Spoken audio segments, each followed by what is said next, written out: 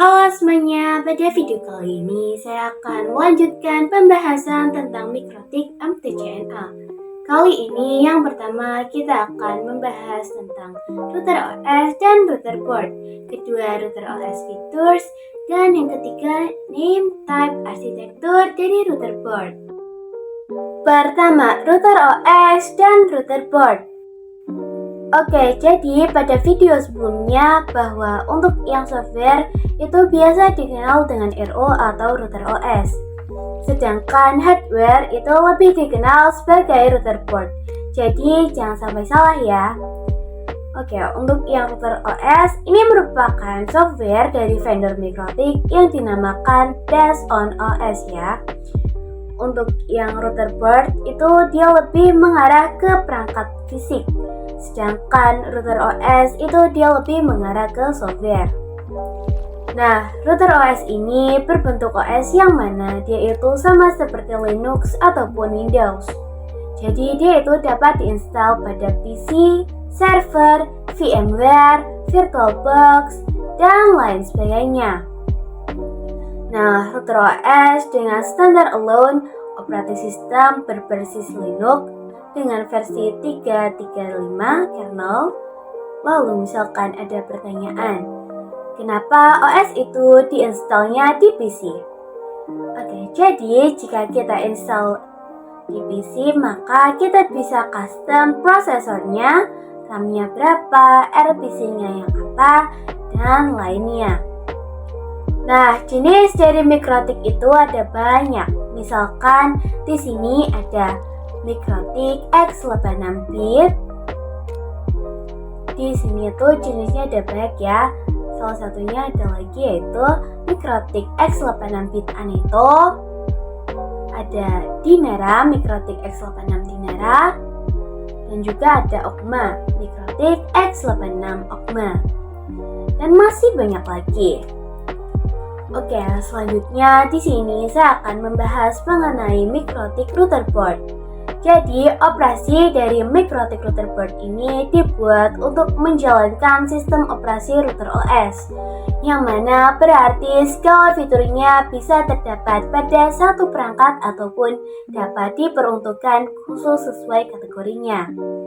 Seperti pada umumnya Mikrotik router board juga memiliki jenis yang beragam, mulai dari low end sampai dengan high end. Nah, untuk contohnya kalian bisa perhatikan gambar-gambar yang ada di sini. 2. Router OS features.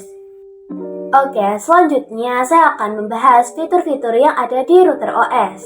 Yang pertama ada support 802, kedua routing, ketiga firewall and NAT, keempat QoS atau bandwidth management, kelima point-to-point tunneling, keenam user management, dan ketujuh ada tools. Nah, fitur-fitur yang tersedia ini bisa tertanam pada suatu perangkat router board ataupun bisa dipecah menjadi perangkat yang terfokus. Nah, fitur router OS yang pertama ada yang namanya support 802.11 dan jenisnya ada yang indoor maupun ada yang outdoor. Fitur yang kedua ada routing.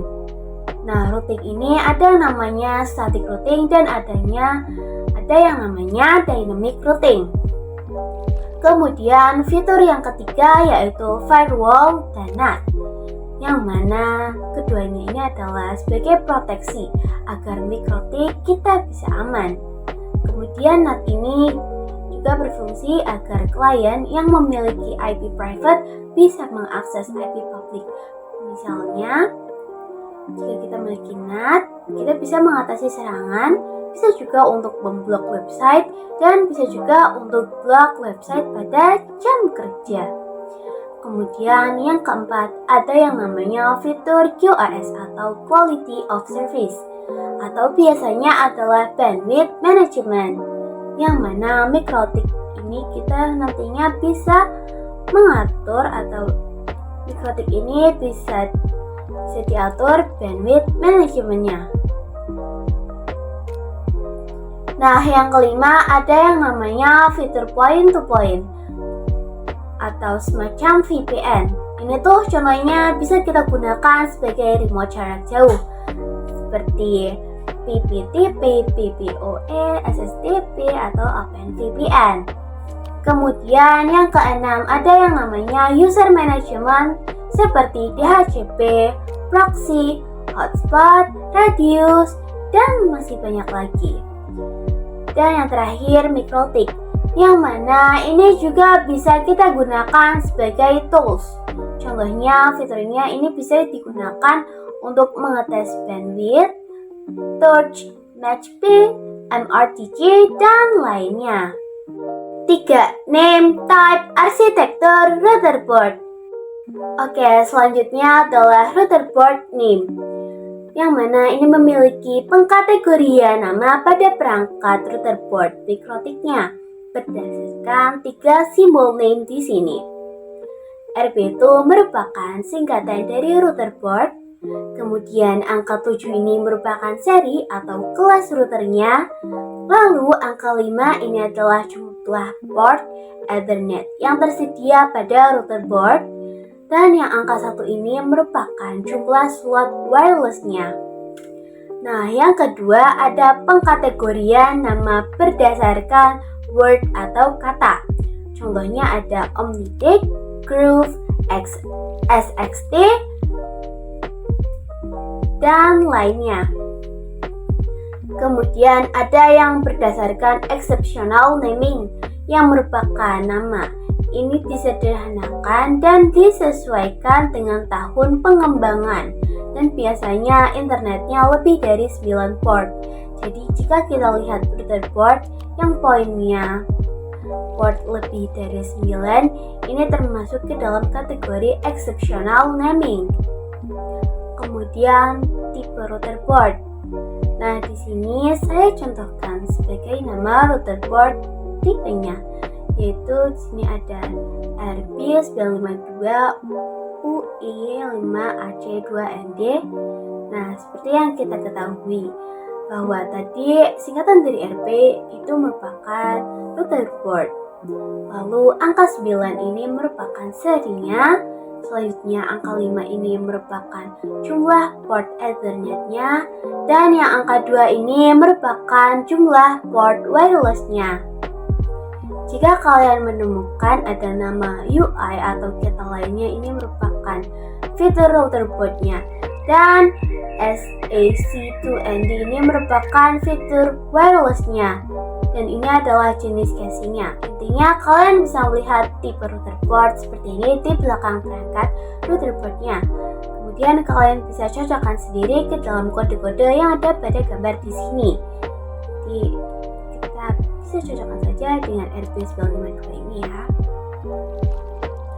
Nah, kemudian untuk arsitektur pada MikroTik, ini ada yang namanya MIPCB, SMIPS, lain sebagainya. Arsitektur ini semacam fitur apa saja yang tersedia pada perangkat MikroTik.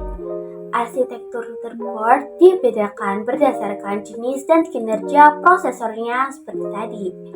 Jadi arsitektur routerboard ini yang membedakan fitur-fitur yang tersedia atau tidaknya dalam routerboard.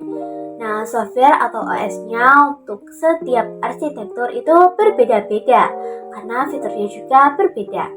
Nah, selanjutnya jika kalian ingin melihat arsitektur MikroTik lebih lengkap lagi, kalian bisa saja kunjungi website www.mikrotik.com/download. Oke, mungkin sampai di sini dulu pembahasan saya pada video kali ini. Terima kasih sudah menonton dan sampai jumpa pada video-video saya selanjutnya.